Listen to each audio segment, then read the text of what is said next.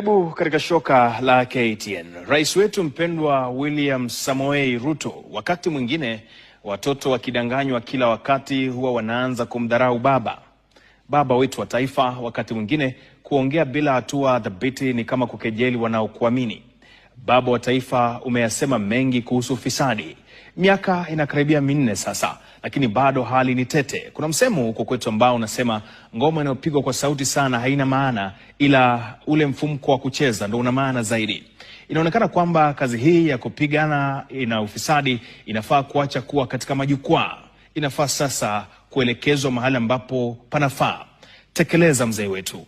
Tuanze na hili la sasa, sakata la mafuta. Mzigo wa mafuta wenye thamani ya mabilioni ya shilingi ukiibua maswali kuhusu ubora wake. Rais, hao waliohusika tutaona jambo tofauti au itakuwa ni sarakasi za kawaida mzee? Tumeona wafanyakazi wa ngazi za juu katika idara hiyo wakikamatwa, sawa basi. Wengine wakiondoka madarakani, lakini tukaambiwaje? Wamejiuzulu. Ajabu, au vipi? Amewaambia nyinyi mresign. Si ati wa resign kupenda, wamelazimishwa. Au tuseme watawajibika. I must say for the record, this is the administration that is going to deal firmly, decisively and conclusively with all cartels. Lakini wakati huo kuna madai mazito, mheshimiwa, kuwa fedha milioni 500 ambazo zilipatikana katika majumba zao zimepotea, hazijui zinaelekea wapi, lakini zilikuwa mikononi mwa polisi. Kwa kila bomo amepata pesa yote 500 million in cash. Imeenda pale, imewekwa kwa OB, uchunguzi unatakiwa ifanywe, ndio hiyo pesa ijulikane walitoa wapi.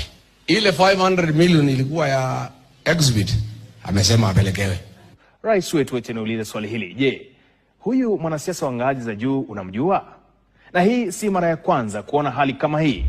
Katika sekta ya afya hapo awali, kupitia SHA, mabilioni ya pesa yaliripotiwa kupotea. Madai ya wagonjwa hewa yakawepo, pia malipo hewa yakawepo, na mfumo uliotumiwa vibaya ukaonekana. Waziri wako Aden Duale akaja akatupea majina ya hospitali na kutuambia kwamba watakabiliwa. This action targets fraudulent and non-compliant healthcare facilities and individuals, marking a critical milestone in the ongoing effort to protect public funds. Kumbe hizi zilikuwa ni hadithi. Niulize, walioshikwa ni kina nani? Na je, pesa zetu zinarejea lini? Rais ukasema hivi: kila mmoja wetu atawajibika kuhakikisha ya kwamba sio rais peke yake, sio governor peke yake, sio mjumbe peke yake, everybody must be accountable. Lakini ulipokosa kushughulikia hilo rais, kuna upande mwingine wa kilimo. Sakata la mbolea. Wakulima wakapewa mbolea gushi. Hii ikiwa ni wakati ambao taifa lilitegemea kilimo zaidi. Ahadi zikatolewa kwamba wahusika watachukuliwa hatua za kisheria na wakulima kulindwa. Hebu sikia ulivyozungumza rais. Kuna kampuni moja iko na kasoro kidogo, lakini tunarekebisha kwa sababu hatutaki mtu achukue nafasi ya kuharibu hii kazi nzuri wakulima wanafanya. Hebu niulize basi, je, walipewa haki na waliohusika wako wapi rais? Hebu tuache hayo, labda utashughulikia siku nyingine. Tuingie katika sekta ya sukari. Hii nayo haukukosa kutupa ahadi tena. Ukasema kwamba wakora watakabiliwa. Hata wakati mwingine ukasema wabadilike au watasafirishwa kwenda mbinguni au wahame hapa nchini. Lakini si huyu ni wewe. Mimi nimewaambia hao wakora wote, wezi wote, matapeli, nimesema hawa watu mambo yao ni 3. Si ndio? Either wahame Kenya, ama waende jela, ama waende mbinguni. Hakuna dawa ingine. Sijui kama hilo lilitendeka. Malalamiko bado yapo katika sekta ya sukari. Rais, bado kuna wakora wanaagiza sukari na kuipakia upya hapa nchini. Je, rais, kiwanda cha Mumias na vingine vya sukari unajua bado vinasuasua? Hebu tuachane na hilo, labda nitajibiwa siku nyingine. Tuangalie katika sakata nyingine ya KEMSA. Maswali kuhusu ununuzi wa vifaa vya afya yameendelea kujirudia. Waliotajwa ukawatoa na kuwarejesha katika nyadhifa zingine.